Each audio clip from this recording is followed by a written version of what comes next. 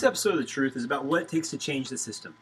You see, I hear in Washington too much from people like Cruz. I was sent here to stop Obamacare, or people saying we need to elect more people to stop Obamacare. No, you need to stop it yourself.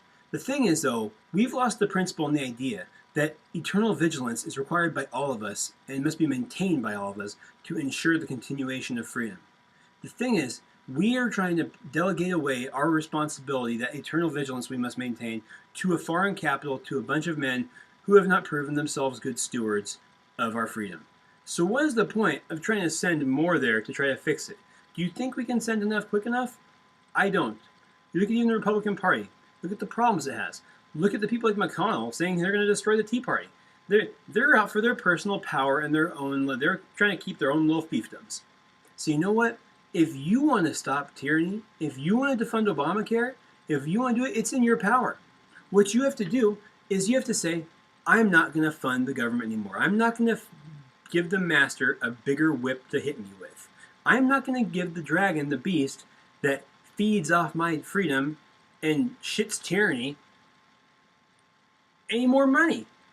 I'm not going to feed it. I'm not going to give it what it takes to survive, what it takes to pay all the DHS people, to buy the billions of rounds of ammo for DHS, to buy the Bear County APCs, to pay the IRS salaries that go target Tea Party groups and oppress freedom of speech. I'm not going to fund it anymore. Too often I hear patriots saying, well, I could get in trouble for that. There could be consequences. That's false logic. False logic. What about the consequences of freedom dying in our day? What about the chance that liberty ceases to exist? Is that not a far worse consequence than what happens maybe if you don't pay your taxes?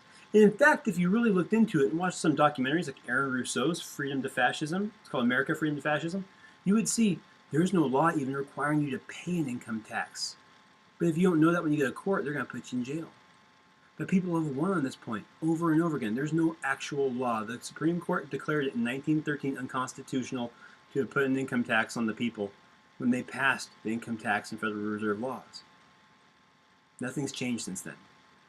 So you have to take it in your own power to say, you know what? I'm going to defund Obamacare. I'm going to defund tyranny. I'm going to stop this. And damn it, I actually have a right to travel. I'm not going to pay for a driver's license. And damn it, I have a right to property. And that means I shouldn't have to pay a yearly duty or royalty fee to own my car to the government. And if I don't, they come take it. No, you have a right to property. Get it through your heads. Stop being timid. Stop being cowards. Stop being fearful. Because here's the thing. You say there could be consequences, but what if America all at once grew some balls? What would they do? If half the country, let's say the right-wing half, I bet you some of the left would go along with it too. Because they don't want to pay. Just, if not for nothing else, just greed of having more of their money in their pocket still. And not paying that money to the DMV, because everybody hates the DMV. I mean, what if half the country at least, and probably more, just stopped giving them money? This whole thing would come to a grinding halt. The entitlement state would cease to exist. The tyranny would stop. Obamacare would be defunded. And we would force a real discussion, a constitutional discussion, about what America was, still should be, and can be again. So stop groveling to Washington to defund something for you and do it yourself and grow a pair and get up and do something. Some people in the beginning may get hurt in the process. I practice my right to travel and property. I've had my car taken. I'm suing the LAPD over it. Life's tough. So what? Move on with it. Get over it. What are your principles worth to you? Are your principles really true? All encompassing truths? Are they really these things that are unquestionable? That's why it's truth? Or is it something that you just say, well, that might be dangerous, so I'm not going to follow my principles today? No, they're not. If they're really principles, they're something you follow every day, regardless of whether or not there's negative consequences. Because the consequences are coming from evil men who are imposing unjust consequences. That does not mean that you cower in fear from them, because then they win. Because remember, when the government fears the people, there's freedom.